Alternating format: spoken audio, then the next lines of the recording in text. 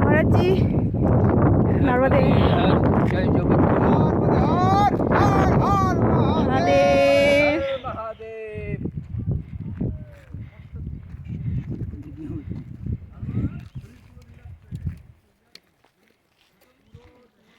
বাবা ওদের আশায় থাকলে আমাকে মরে যেতে হবে।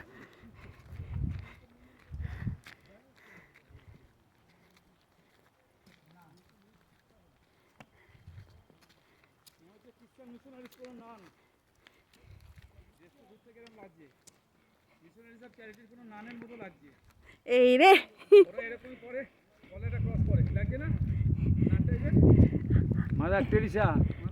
এটা আফসোস এটা আমার তুলসীর মালা আছে না।